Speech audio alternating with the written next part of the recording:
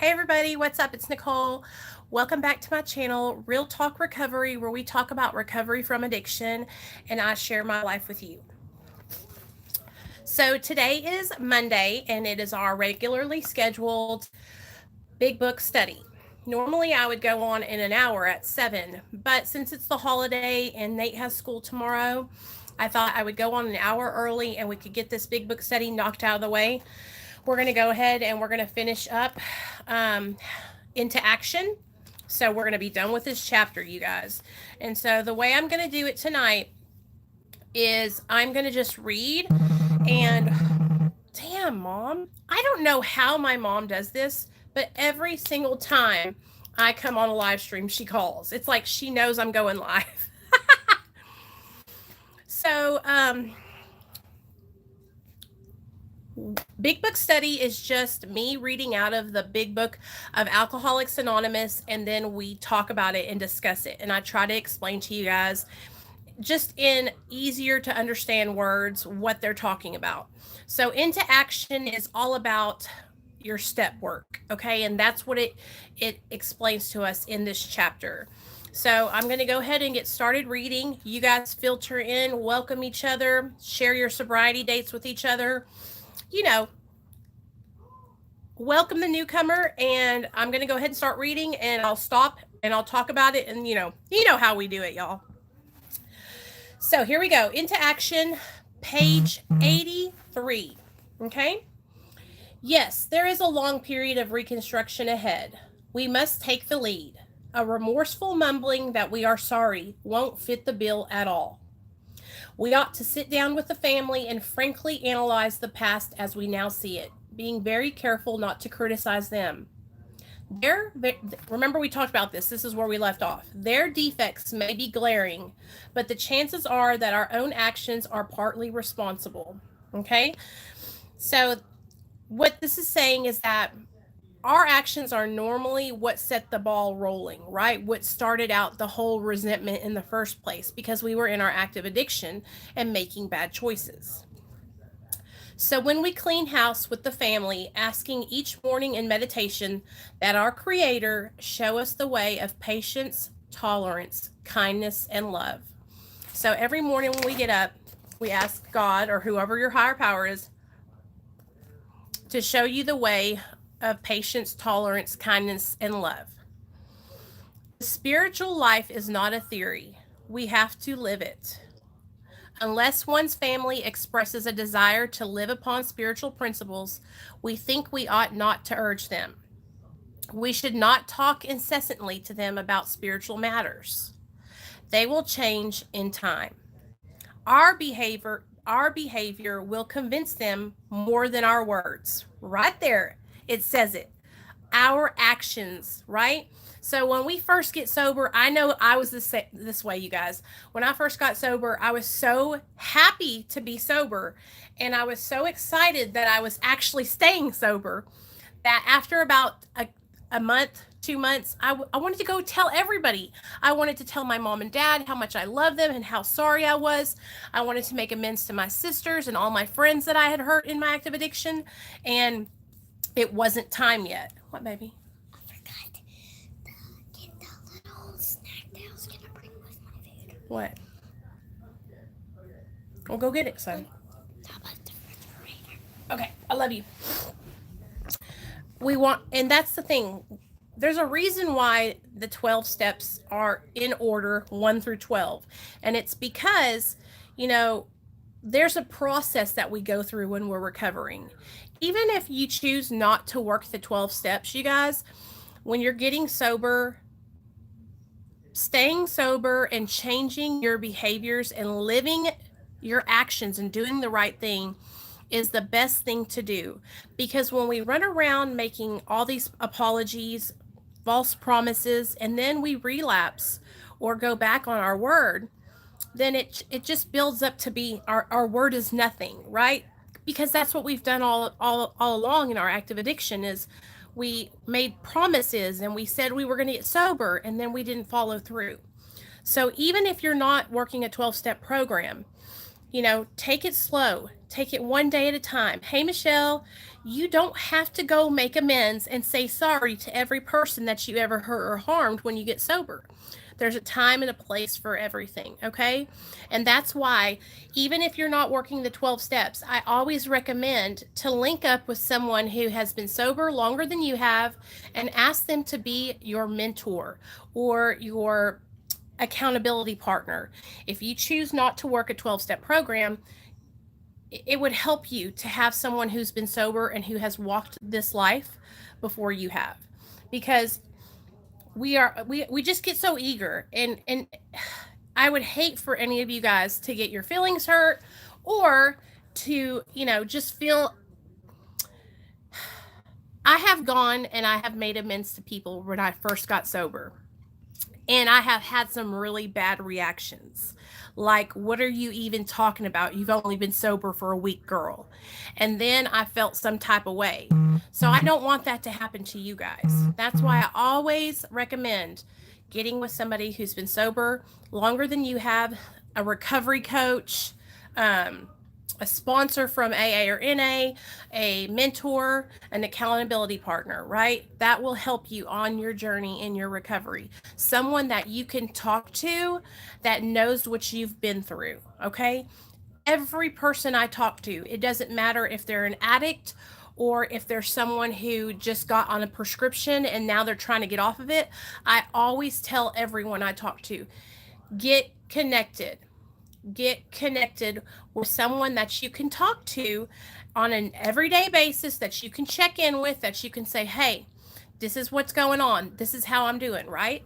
But here's the thing, you guys. When you get that person, you have to call them. You have to text them. Hey, Misty, here's the thing that I see a lot, that happens a lot, is some people will get so excited and they'll say, yes, yes, yes. Will you be my accountability partner? Will you be my sponsor? Will you be my mentor? And yes, I'm going to call you. I'm going to make this commitment to calling you, right? And you have to understand, when someone else is helping you and they've probably got many other people that they're helping too. What I try to do with the girls that I help, if I don't hear from them in a couple days or a week, I will text them and say, hey, I'm checking on you. How are you doing? I haven't heard from you. Are you still alive? Right? But bottom line, it's your responsibility to get to contact the person that is helping you with your recovery. It's your responsibility to do that work, right? My sponsor won't chase me down. She's not going to call me if I don't call her for a month, And then when I finally do call her, she's going to be like, what the heck? What happened? Right? Hey, Savage Studios. She's going to say, what's going on? Why haven't I heard from you? Are you okay?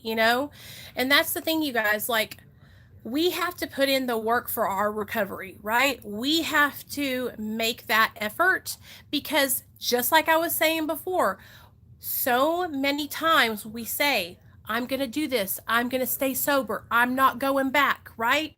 And then we go back. So that's why a lot of the times you might say, well, my sponsor never calls me, or my mentor never calls me. They aren't supposed to call you.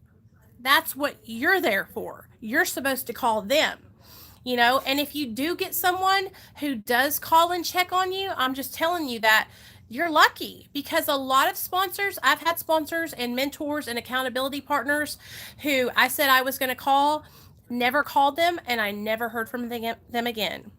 Hey, Dima, I'm so glad you're here, girl. And thanks, Savage Studios, for popping in and saying what's up. You guys, he's got a channel. I found him over on 23andOne. And he's got a channel all about his experience in prison. And I'm sure he has a lot of other experiences that he's going to share on there. But go check his channel out. You know what I'm saying? We all have something to share here on YouTube. And that's what's so amazing, you guys. We can help each other with our experiences, right? So where do I look for a recovery mentor? I go to meetings, but live in a tiny town and can't relate to anyone. Hey, Megan. So Michelle, this is what I think is an amazing thing. And the online community is growing so much, right?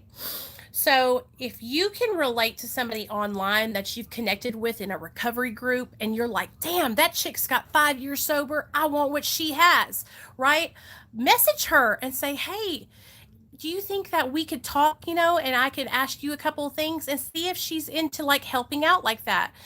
I know for me, you guys, like I try to help as many people as I can, right?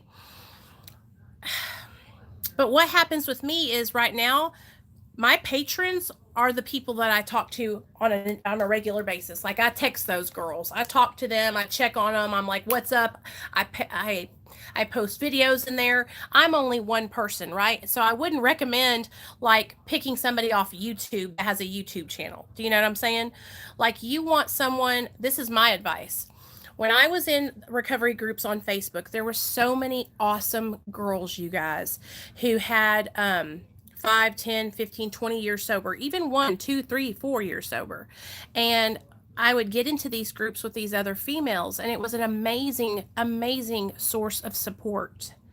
For Michelle, I added you to the Patreon chat. So if you want, all you have to do is click that link that I sent you like a couple weeks ago, and I'll message it to you again, girl, if you don't have it. And it's me, Hearts, Krissy, Gold Dust Woman. There's like 10 of us in there that are all in recovery and that support each other, and you would love it. Amber's in there. A whole bunch of people from the channel are in there that are on the Patreon.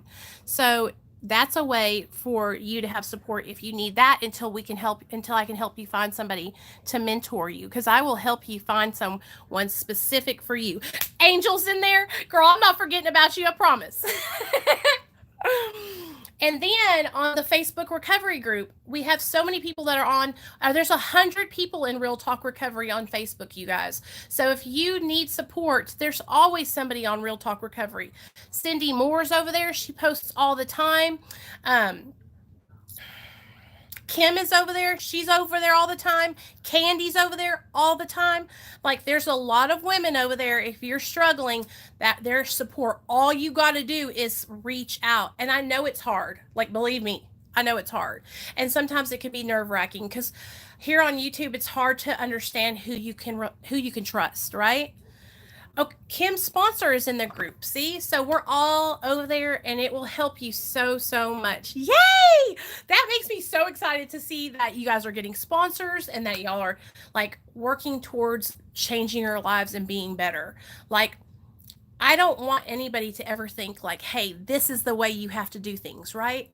I just want you guys to know that whatever works for you, work it. Don't ever stop working it, because sobriety is staying sober, not getting high no more, y'all. It changed my life. I thought I was going to be a junkie for the rest of my life. I was completely content with shooting dope, right? And then when my son was born, everything changed. Everything changed. And so everything can change for you. You don't have to get pregnant for your life to change. I don't recommend it. You know what I'm saying? But now what I do with my life is I try to help as many people as I can. And I cannot say that enough to you guys, how much that helps me stay sober. You might think, oh my God, Nicole is such an amazing person. She helped me. She reached out to me. But you don't understand, like, it helps me to help other people. And God, why do I get so emotional? I don't need to get emotional.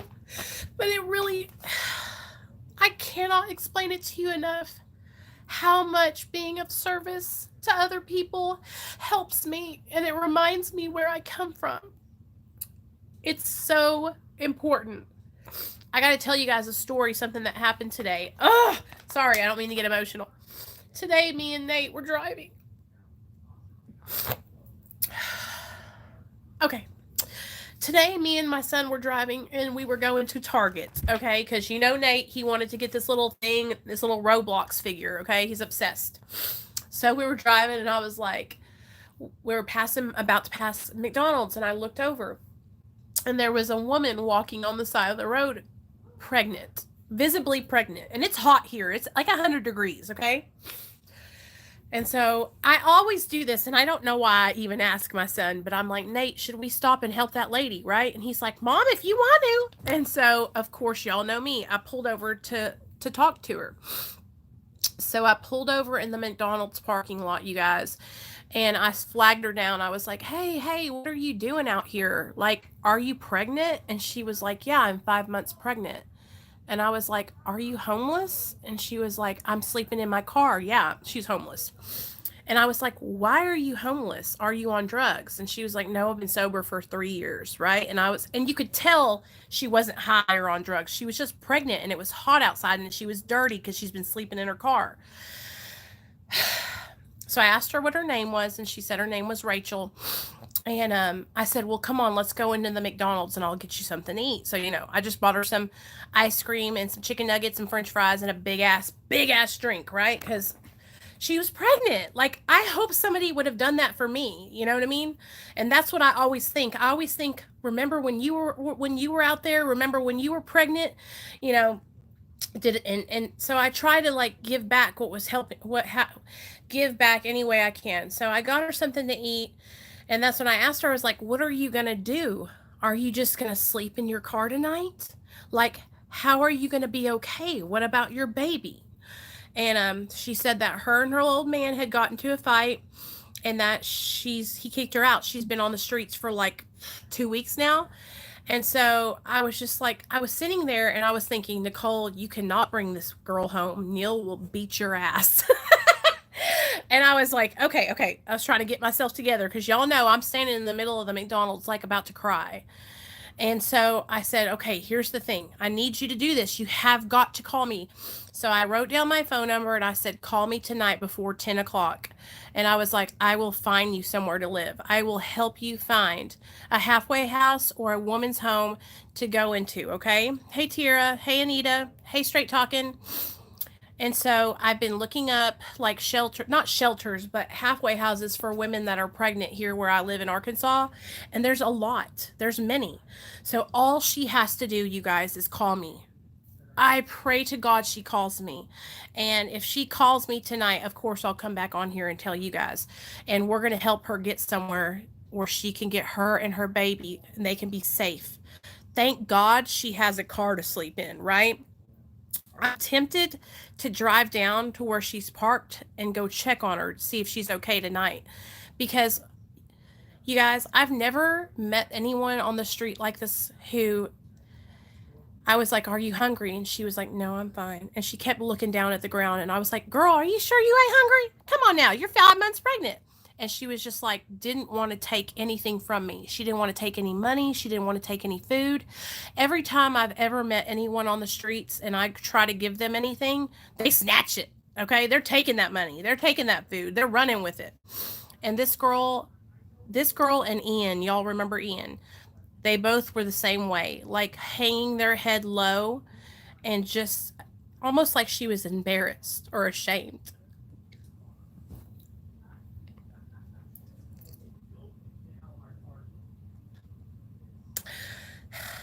I can't drive around Little Rock, Arkansas and give everybody money. I don't have it like that, right? But if I could, damn it, I would. I see so many people and I always want to know what their story is, And this poor girl, it just seems like she got dealt a bad hand, like she was living with her boyfriend and they got into a huge fight. He was probably abusive and he kicked her out. And her best bet is probably being away from him, And so I really hope that she calls me tonight so we can help her get somewhere, you know what I mean? Because, damn it, I remember walking the streets just like that. I remember walking the streets and asking people for money at the gas stations. I would ask people for money because I needed dope. I needed dope to shoot up. I needed syringes, And this poor girl wouldn't even ask for anything. Like, I had to make her take the food and make her, like, get it out of her. And I was like, what's wrong? And she was like, I'm just not used to anybody helping me. And I was like, well, girl, it is all good. You know what I mean? And I told her about you guys, about Real Talk Recovery. And I told her, If you need the help and you're willing to reach back out to me, like I will help you find a place to go. And that's what we're going to do. So we, Real Talk Recovery, are going to help this girl get into a place if she calls. Her name was Rachel. She was beautiful, girls. She was blonde headed, nice little body, I could tell she was pregnant. Her belly was sticking out like a 5-month pregnant. But I thought, it is so damn hot out here. It is dangerous. People could get her and rape her and hurt her. Like, I don't know what it was about this girl, you guys. Something just made me like, I wanted to stay and take her with us, you know. And I told her, I said, I gotta go because my little boy's in the car, and you know he's gonna be like, Mom, what are you doing? But I really hope she calls me tonight, and I can go back out there and take her. There's this place here in Little Rock called Arkansas Cares, and it's for women and children, and they will literally put her up in a little cabin. They will teach her how to take care of her baby. They will teach her how to cook. They'll teach her everything, and she'll be able to stay somewhere safe. Well, if she doesn't call, I'm going to go down there and find her because she has her car parked behind the Breckenridge Theater. So anyway, I had to tell you guys that story because you know how it is, you guys. Like, it's just, man, we've all been there. You know what I mean? Or at least I know I have, and it sucks whenever you don't have any support. You know what I mean? Like, it just seems like she doesn't have any support. She's obviously far away from her family because think about it. If she had family, she'd probably go in there. You know? So. Well, let's pray that she does call, you guys, okay? Okay, let's get back on it. I'm sorry. I had to tell y'all that story. There may be some wrongs we can never fully right. We don't worry about them if we can honestly say to ourselves that we would right them if we could. Some people cannot be seen. We send them an honest letter, and then there may be a valid reason for postponement in some cases. But we don't delay it if we can be avoided. We should be sensible, tactful, considerate, and humble without being servile or scraping. As God's people, we stand on our feet and don't crawl before anyone. I will definitely let you guys know if she calls me. I promise. And if she doesn't call me tonight, I'm going to drive down there on my way to work tomorrow. So don't worry. We got us a new girl that we're going to help. So we helped Ian, remember? So now we're going to help this girl. And normally when I meet people on the street, you guys, they're like really bad. Hey, I want to say I'm sorry I had to take a break. I'll be calling you tomorrow. I need some advice. Okay, baby, I got you, Jeff. I'll call you after I get done with this if you want to. Usually when I meet people off the street, you guys, they're like so far gone. You know what I'm saying? Like they are, like their minds aren't all there anymore. A lot of the people, because I usually stop and talk to so many people that are homeless every day because I go in a lot of kind of bad areas here in Little Rock because that's where the stores that I have to go to every day that I visit because I do merchandising. And so I see a lot of different people that are really, really bad off. And this girl was just like sober. And that's what broke my heart is that she was like not high and not shooting dope and actually right-minded and taking care of her baby the best way she knew how. She just doesn't have anywhere to go, you know, and I have a lot of respect for her. If we are painstaking about this phase of our development, we will be amazed before we are halfway through. We are going to know a new freedom and a new happiness. We will not regret the past nor wish to shut the door on it. We will comprehend the word serenity and we will know peace. No matter how far down the scale we have gone, we will see how our experience can benefit others. That feeling of uselessness and self-pity will disappear. We will lose interest in selfish things and gain interest in our fellows. Self-seeking will slip away. Our whole attitude and outlook upon life will change. Fear of people and economic insecurity will leave us. We will intuitively know how to handle situations which used to baffle us. We will suddenly realize that God is doing for us what we could not do for ourselves. Those are the promises that will come true for you if you get sober and do the damn thing, y'all. I'm telling you, every single one of those things has come true in my life. Every single one. Are these extravagant promises? We think not. They are being fulfilled among us, sometimes quickly, sometimes slowly, but they will always materialize if we work for them. So, work is what we have to do. All those promises will happen for you in your life if you work for them. You have to get sober, put the drugs down, and start changing your life, right? It doesn't happen overnight, you guys. It's not like, oh, I'm going to stop using drugs. I'm healed now. That's not how it works. Recovery is a process, okay? And it's not a straight road. My recovery road goes like this. Okay? It is like a zigzag. And there's some days we'll all be so high and so happy and on cloud nine, right? And then there's other days we'll all dip down real low and I'll think, am I doing this? Is this the right thing for me? Maybe I should go back to getting high, right? I have those thoughts. And then I kick myself in the ass and I'm like, you know what? No. You have to keep pushing forward. And I'm telling you guys, my life has changed so much since I started a YouTube channel and started doing this. It changed my life forever. I wouldn't know where I would be if I didn't have this basically online diary for me to be able to come on and just like talk about my feelings and just like put shit out there into the universe, and then you guys can give it back to me, and it's like therapeutic, man. Therapeutic. This thought brings us to step 10. Okay, so now we're at step 10, you guys. Step 10 is a inventory that we take every day. Okay, so when we go to bed at night, we'll sit there, lay down, make a list. Is there anybody I need to make amends to? Have I hurt or harmed anyone? We're fixing to talk about it.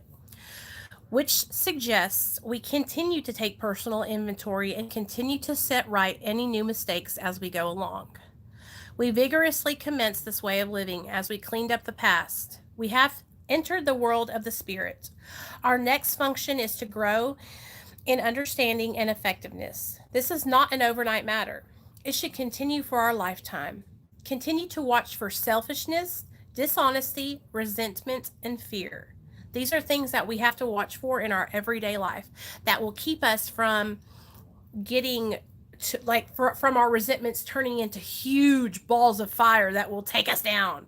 Like, seriously, y'all, seriously. This checklist, if you can do it every single day, will keep you on the straight and narrow and help you be even, okay? I have to do it all the time, you guys. There's some times where I will be, for instance, I will use the trolls, okay? So I have a gang of trolls that makes videos about me, blah, blah, blah, blah, blah. They have people who comment on their videos and they all talk shit about me, right? What happens when I see that is it hurts, right? It hurts my heart. And I want to go and I want to retaliate. I want to react. I want to comment and say hateful things back. But I check myself. I pause when agitated, okay? Pause when agitated. And I think, these people are hurting you because they're hurting right now. These people have been struggling with relapse. That's why they are attacking you, because they see what you have and they don't have that. And that, I don't know what it is, but they retaliate in a mean and ugly way, right? So instead of me reacting and saying ugly things, I just pause and check myself. And I check myself for these things, right? Selfishness, dishonesty, resentment, and fear, right? When I see those videos, I have fear. I fear because I think, what if people see those videos who don't know me and they think those things about me? But I have to remind myself, anyone who sees those videos has their own mind. They can come over here and watch my videos and see who I am, see the person I am. And that helps me, you guys. And this is how I go through this. And it's the only thing I know how to do, you guys, is check myself. And it helps me so much. If we can all do that as a collective, like with YouTube in general, pause when agitated, okay? When someone is being ugly to you, when a troll comes and comments underneath your comment, or a drama channel is trying to make some drama and they're being ugly to you, pause and think, why is this person doing this? And then if you can't figure it out, I bet you $100 that person is hurting. I bet you that person is struggling. Every single time anyone has ever lashed out at me from my channel or from somewhere else, it's because they have been struggling. And then when they do reach out to me to apologize, they tell me, this is what was going on. I was relapsed, or I was, feeling jealous, or having this like horrible situation in my life with my family, right?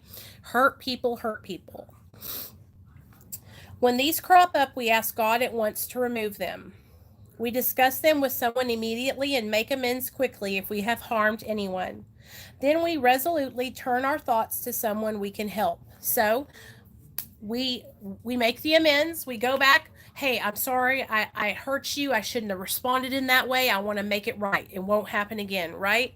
And then right after that, we turn around and we say, what can I do to be of service to someone else? Because I need to keep my mind busy, right? And that's another thing, you guys. If you're struggling, if you're in withdrawal, if you are trying to stay sober from drugs, keeping your mind busy and focused will really help you. Focusing on what you have in your life, not what you don't have, okay?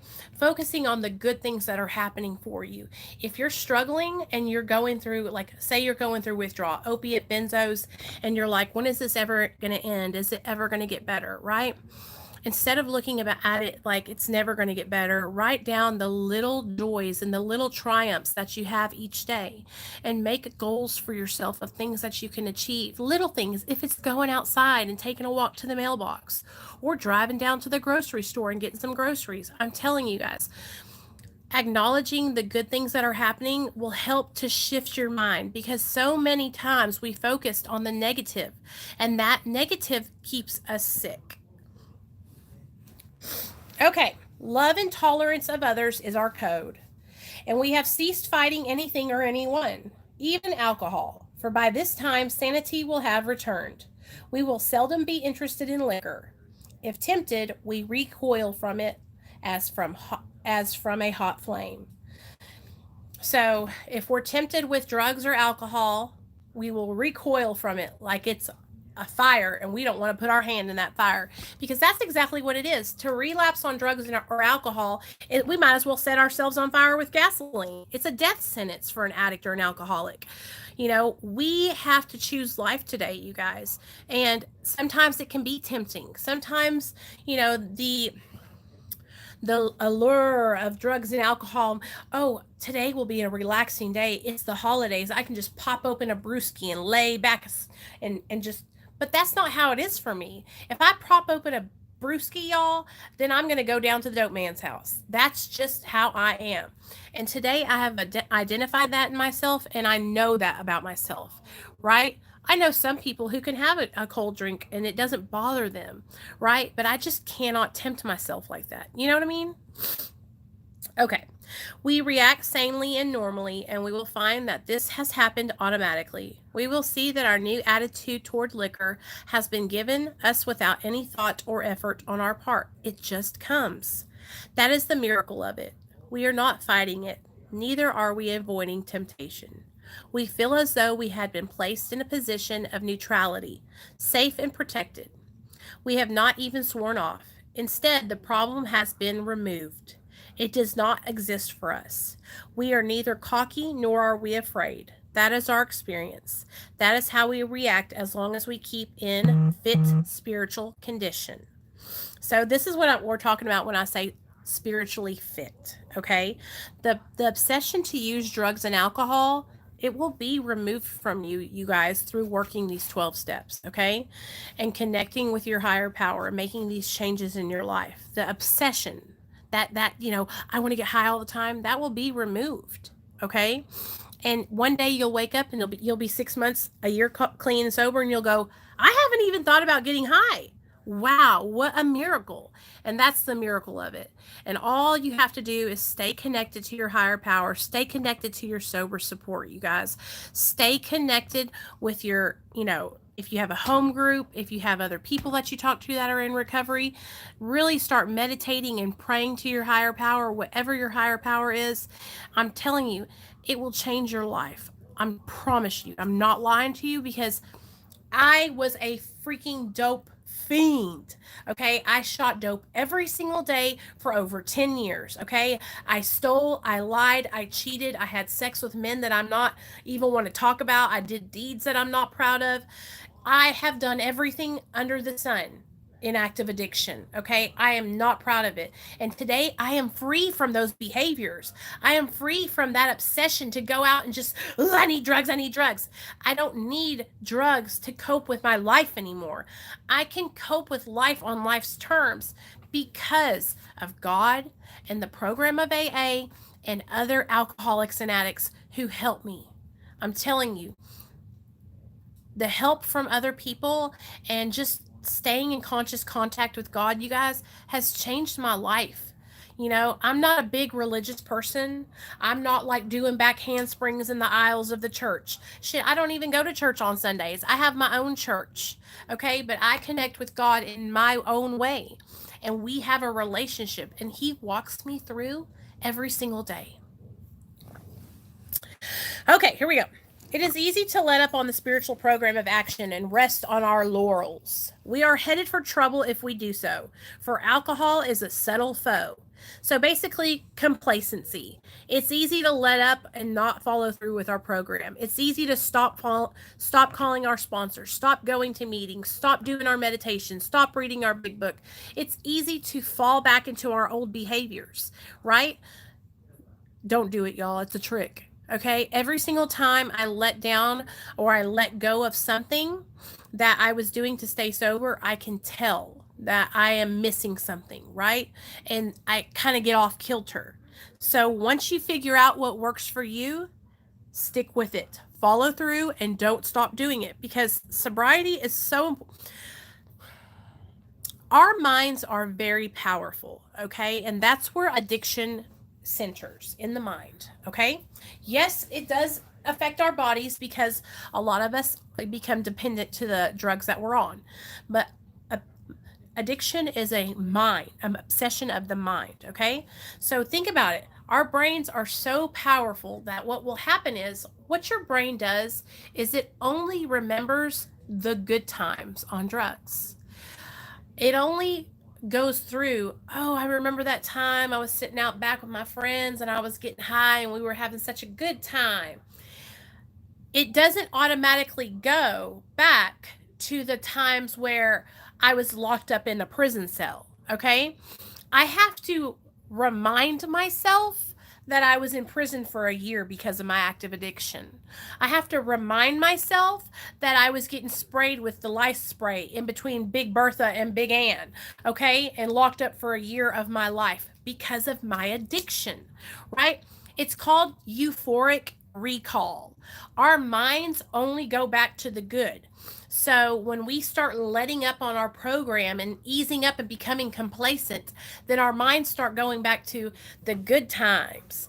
And those good times, you guys, they will take you down through there. You might have a good time when you relapse, but after that, it's all downhill. Oh, Nicholas, baby, I've been down every road you could ever imagine, honey. I've been to prison. I've been homeless. I've been in treatment centers, 5 of them, okay? I had my son while I was on drugs. Not proud of it, but it's the truth. I mean, I was strung out, you guys. There were 8 of us that used to use together. All died besides me and the other one. Oh my God, Michelle. Yes, see? I can't imagine what it's like to serve time. Weekend in city lockup was bad enough for me. Girl, it is no fucking joke. I'll tell you this. I had a calendar that hung up beside my rack, and I would literally mark the days. Because what you do is you get a calendar and then you put your release date on it and circle it, right?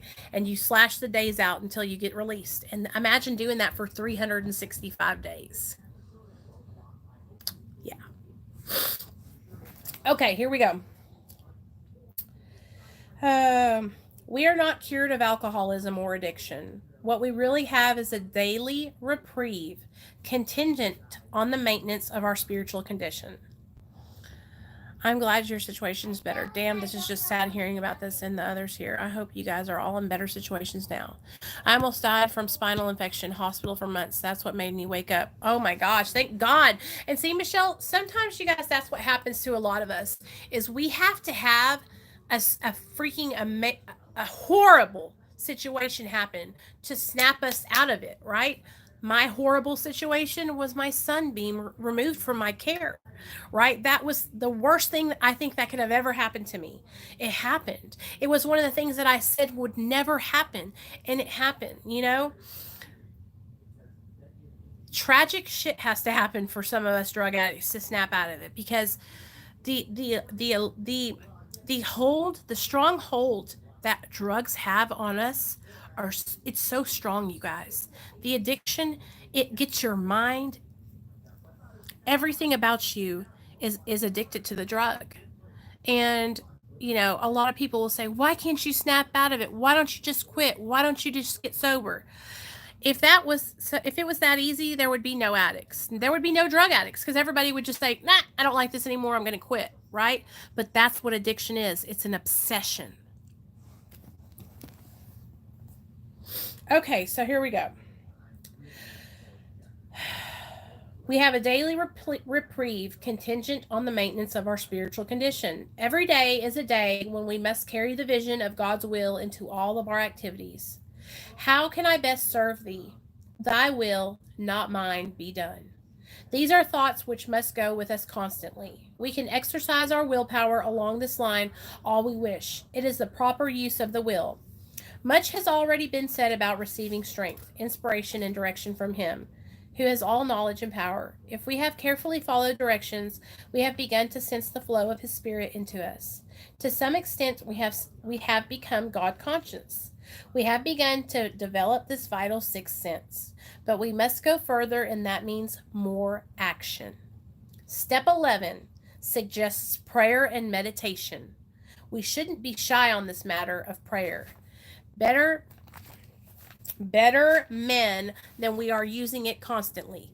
It works. If we have the proper attitude and work at it, it would be easy to be vague about this matter, yet we believe we can make some definite and valuable suggestions. So, step 11 prayer and meditation. Y'all ready? Here is a prayer that you can say at night, and this is on page 86. When we retire at night, we constructively review our day. Were we resentful, selfish, dishonest, or afraid? Do we owe an apology? Have we kept something to ourselves which should be discussed with another person at once? Were we kind and loving toward all? What could we have done better? Were we thinking of ourselves most of the time? Or were we thinking of what we could do for others, of what we could pack into the stream of life? But we must be careful not to drift into worry, remorse, or morbid reflection, for that would diminish our usefulness to others. After making our review, we ask God's forgiveness and inquire that corrective measures should be done. Okay? That's what you do when you go to bed. Then when you wake up in the morning, listen to this. And this is all on page 86. On awakening, let us think about the 24 hours ahead. We consider our plans for the day. Before we begin, we ask God to direct our thinking, especially asking that it be divorced from self-pity, dishonest, or self-seeking motives. Under those conditions, we can employ our mental faculties with assurance, for after all, God gave us brains to use. Our thought life will be placed on a much higher plane when our thinking is cleared of wrong motives. In thinking about our day, we may face indecision. We may not be able to determine which course to take. Here we ask God for inspiration and intuitive thought or a decision. We relax and take it easy. We don't struggle. We are often surprised how the right answers come after we have tried this for a while. What used to be the hunch or the occasional inspiration gradually becomes a working part of the mind. So this is something that we practice every day, you guys. Okay, connecting with our higher power, asking him to take our will in our lives and direct us in our recovery, right? Asking him to take away the selfishness and the self-seekingness and to help us focus on giving back and helping others. See, you guys are probably like, "Oh wow, look at Nicole. She just..." No, this is my program. Giving back and helping others is what helps me stay sober. I cannot stress that enough to you guys because it is part of what I have to do to maintain my recovery.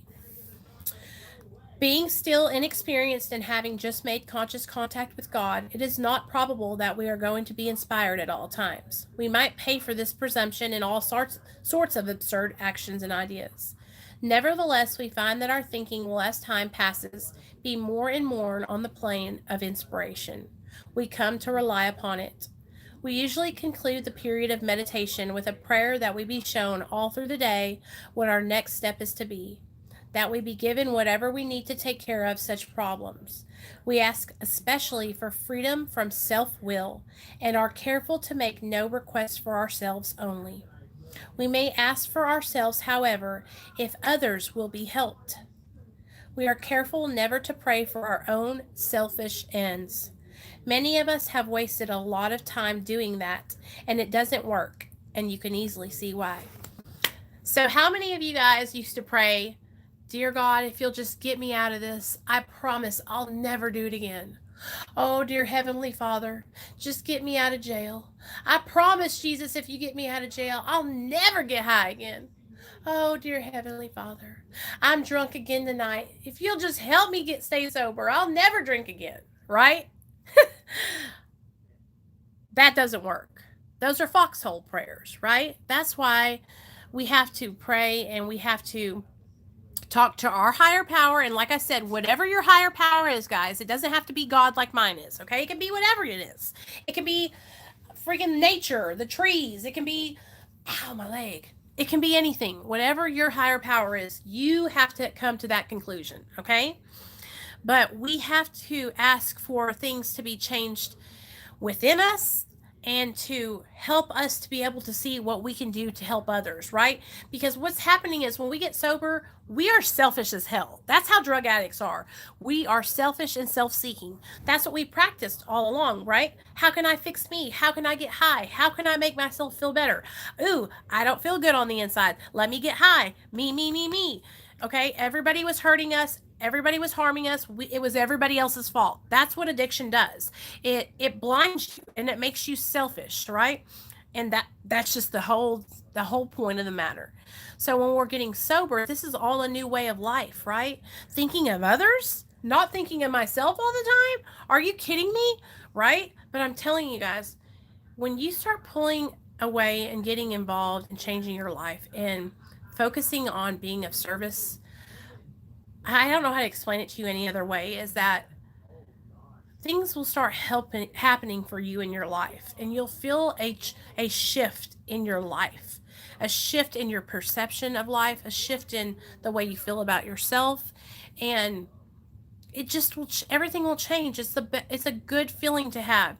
And this is the thing, when you first get sober, there's ways to help people when you first get sober, right? So I'm not saying you're going to get sober at 1 day sober and you're going to be out telling people how to get sober. That's what I'm not saying, you guys. I'm talking about service work. I'm talking about, if you're sober, newly sober, and you're in this chat, welcoming the newcomers. I'm talking about if you're at a meeting and your sponsor's there and, you bring her a cup of coffee so she doesn't have to get up, right? I'm talking about little things that you can do, and then you build up to carrying the message, right? You don't carry the message until you get to step 12, all right? But you can spread a message of hope and recovery at 1 day sober by letting other people know that, hey, my name's Nicole and I'm an addict and today I have 1 day sober. That's spreading a message of hope. That's helping other people to be able to say, hey, if she's got 1 day sober, maybe I can do it. That's what they're talking about, that our experience can benefit others. Okay. If circumstances warrant, we ask our wives or friends to join us in the morning meditation. If we belong to a religious denomination which requires a definite morning devotion, we attend that also. If not members of religious bodies, we sometimes select and memorize a few set prayers which emphasize the principles we have been discussing. There are many helpful books also. Suggestions about these may be obtained from one's priest, minister, or rabbi. Be quick to see where religious people are right. Make use of what they offer. As we go through the day, we pause, when agitated or doubtful, and ask for the right thought or action. See? Pause when agitated or doubtful, and ask for the right thought or action. We constantly remind ourselves we are no longer running the show.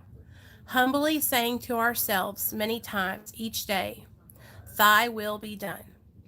We are then in much less danger of excitement, fear, anger, worry, self pity, or foolish decisions. We become much more efficient. We do not tire so easily, for we are not burning up energy foolishly as we did when we were trying to arrange life to suit ourselves. It works, it really does. We alcoholics and addicts are undisciplined, so we let God discipline us in the simple way we have just outlined. But this is not all. There is action and more action. Faith without works is dead. The next chapter is devoted entirely to step 12. Booyah! Okay, you guys. Next chapter is chapter 7, working with others. Okay? So, that was great. I love doing these big book studies with you guys. Okay, so we just went through literally in the last 4 weeks. We went through step 4, 5, 6, 7, 8, 9, 10, and 11, you guys. All right. So I love you're welcome, girl. I love reading that. So this is what I was trying to say. So I know we have a lot of people that are beginners in their recovery, right? So even if you're a beginner in your recovery, okay, even just sharing your sobriety date, you guys, gives other addicts and alcoholics hope that they can achieve recovery. Okay. I don't want anyone to get confused and think that I'm telling you that you have to get up at 30 days sober and start sponsoring people. No, that's not how it works out. Okay. What you need to do if you decide to work a 12-step program is the first thing you need to do is you need to find a sponsor. Okay. Hey, Sam. Okay. This is what we've been talking about. So I'll just wrap it up real fast. So we just got done reading Into Action in our big book. Okay. So what we've been doing for the past, 12 Mondays is going through the big book from front to back. So we just finished chapter 6, which was Into Action. Into Action talks about step 4 all the way to step 11. Okay. So basically what we're talking about is steps 9, 10, and 11 today. And which was making amends, how to go about making the amends, keeping an inventory of our actions and checking ourselves before we wreck ourselves every day. And then step 11, which is prayer and meditation. And so I don't know if you guys have heard this, but steps 10, 11, and 12 are maintenance steps. Okay. They are steps that help you maintain your sobriety. Okay. Steps 1 through 9 are your action steps. Okay. The steps that you have to take action, like you actually have to do things. Step 1 is admitting and accepting that you're an addict or an alcoholic and that your life has become unmanageable. Okay. Step 2 is finding your higher power and getting connected. Same with step 3, right? Identifying it and then getting connected. And then step 4 is when we start putting things to paper, okay, and working and writing down all the things that we've ever done, good, bad, or indifferent, that we feel like we need to share with our sponsor in our 5th, 6th, 7th step. Okay. And so all these things are, if you choose to do a Narcotics Anonymous or an Alcoholics Anonymous or any kind of anonymous fellowship program, these are the steps that you will take. Okay. I recommend everyone to take the 12 steps. There's no perfect way to do it. It's going to be specific to you and what you and your sponsor do. But I'm telling you guys, just working with another person and getting to know them and trust them and doing these steps, it'll change your life. And it's a connection like no other. I am so fortunate because I get to connect with so many of you guys, just because we have Real Talk Recovery here. I love it. I get to work with so many different people. I get to meet new people every single day, right? I'm a 12 step and full. I like that, girl. And the 12 steps are designed for living, okay? The 12 steps teach you how to live your life without drugs and alcohol and how to be a good person, and they'll help you. It doesn't matter if you were getting high or not. You can work the 12 steps, you guys, on anything, okay? On food addiction, on gambling, on sex, on obsessive thinking. The 12 steps can help anybody. They really, really can. And they will benefit you and they can't hurt, right? Um, on Friday nights, we do our MARA meeting, which is Medically Assisted Recovery Anonymous. Now, MARA is a lot different than Alcoholics Anonymous. MARA is not in any way, Mara does not talk about a god or a higher power at all. They have totally different steps, okay? But they do have 12 steps. And this Friday, when we do our Mara meeting, I think I'm going to delve more into those steps so that way we can learn about those. But I don't know if there's a lot of people who are sponsoring in Mara because it's just so brand new. But I want you guys to be able to know that there are so many different programs now for people that are in recovery that need support that, you can basically find anything that will help you. It could be Mara, Smart Recovery, Alcoholics Anonymous, Refuge Recovery, Celebrate Recovery. There's so many different options. So you're never going to be alone, and all you have to do is reach out for help. Okay.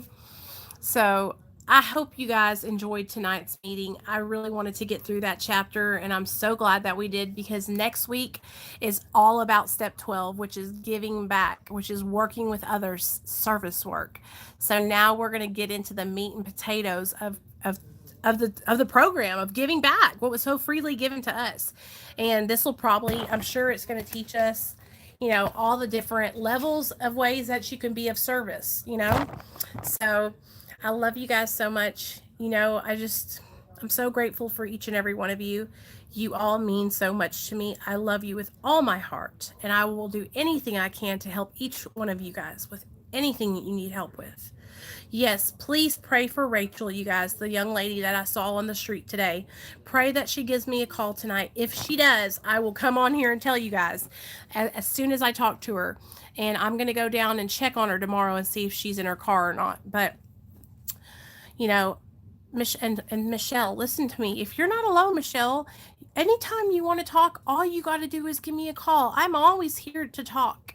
If you have my phone number, use it. It's not a big deal. I love talking to you guys. I love hearing what's going on in your life, but I don't know if you're struggling or if you're having a hard time unless you talk to me about it.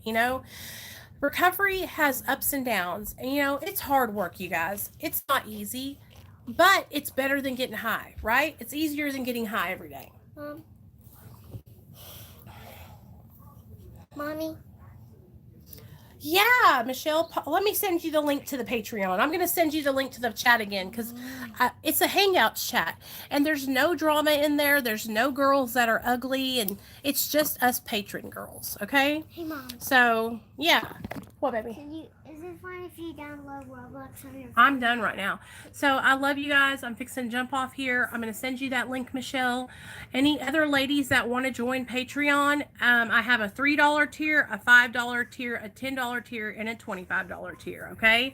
And what that is it's just Patreon. It's just a sober support recovery Patreon. I put videos up over there that are recovery related, and it's a way that you can help support my channel and support the fund towards a camera. Quick update on the camera. I went to Target today and I saw a Nikon that was absolutely beautiful, and it was $259, you guys. So I'm going to do some research and see if I can get that camera, if that will suffice for vlogging and doing videos here on YouTube. If it will, then we might get a camera sooner than we thought. So that's the way that you guys can help support me, because I'm not making money off YouTube. All my videos are getting demonetized the minute they go up. So what I have to do is they get demonetized, then I have to send in a request to have YouTube look at it. So all the views that I get from the minute the video is uploaded to the time that they review it are lost. Like, it makes me so angry, because every video I put up, they knock it down with a demonetization.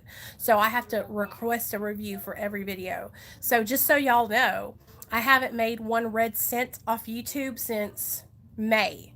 In May, I got 1 check from YouTube that was $140, and that's it. Haven't seen a dime since. And it's because YouTube is demonetizing everything. I can put a video up that says, "Hey guys," and it's demonetized.